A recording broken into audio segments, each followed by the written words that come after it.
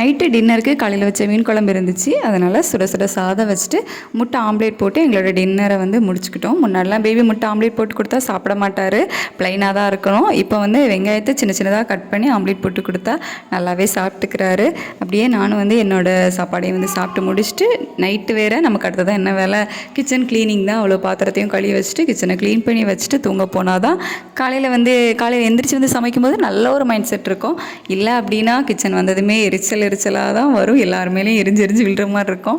உங்களில் எத்தனை பேருக்கு இந்த நீட்டாக கிச்சன் இல்லை அப்படிங்கும்போது மார்னிங் வந்தால் கோவமா வரும் அப்படின்னு சொல்லிட்டு கமெண்ட்லேயும் கூட ஷேர் பண்ணிக்கோங்க.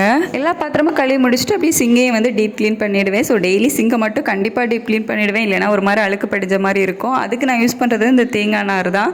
இது நம்ம தேங்காய் வாங்கும்போது மேலே குடுமி இருக்கும்ல, அதில் இருந்து தான் எடுத்து வச்சுருக்கேன். ஸோ இதை வச்சு க்ளீன் பண்ணால் இனிமேல் நல்லா நீட்டாக இருக்க மாதிரி ஃபீல் ஆகும். பாத்திரம் தேய்க்கிறதுக்கு தனியாக அந்த சாஃப்டான ஸ்பாஞ்ச் வந்து வச்சுருப்பேன். அப்புறமா பால் பாத்திரம் அதை வச்சு தேய்ச்சோம் அப்படின்னா போகாது. ஸோ அதுக்கு தனியாக அந்த ஸ்டீலில் இருக்கக்கூடிய அந்த ஸ்க்ரப்பர் வந்து வச்சுருப்பேன்.